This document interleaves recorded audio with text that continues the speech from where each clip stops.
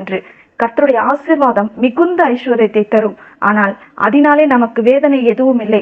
இன்னைக்கு வீட்டுக்கு ஒரு டிவியோ பைக்கோ வாங்க வேண்டும் என்றால் கூட நமக்கு பணத்தை சேர்த்து வைத்து வாங்கும் பழக்கம் இல்லை. எல்லாவற்றையும் கடனாக தான் வாங்குகிறோம். வீட்டு உபயோகப் பொருட்கள் வாங்க கடன், வீடு வாங்க கடன், கார் வாங்க கடன், பைக் வாங்க கடன், பிள்ளைகள் படிப்பு செலவுக்கு கடன், கல்யாண செலவுக்கு கடன், இப்படி எல்லாவற்றிலும் கடன் வாங்கி ஆசீர்வாதமாய் இருப்பது போல, மிகுந்த ஐஸ்வர்யவானாய் இருப்பது போல வெளியே காட்டிக்கொள்கிறோம். ஆனால் உண்மையிலேயே இவையெல்லாம் ஆசீர்வாதமா என்று கேட்டால் நிச்சயமாக இல்லை. இது ஆசீர்வாதம் அல்ல, வேதனைக்குரிய காரியங்கள். சில காரணங்களால் சில வேளைகளில் எதிர்பாராத விதமாக நம்மால் இந்த கடனை திரும்ப செலுத்த முடியவில்லை என்றால், தாமதமாகிவிட்டது என்றால், கடன் கொடுத்தவன் சும்மா விட மாட்டான்.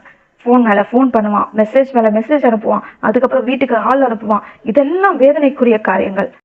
ஆனால் கர்த்தருடைய ஆசீர்வாதத்திலே இப்படிப்பட்ட வேதனைகள் எல்லாம் இல்லை. இந்த மாதிரி ஆசீர்வாதம் தான் போத்திபாருக்கு கிடைக்கிறது. ஆபிரகாம்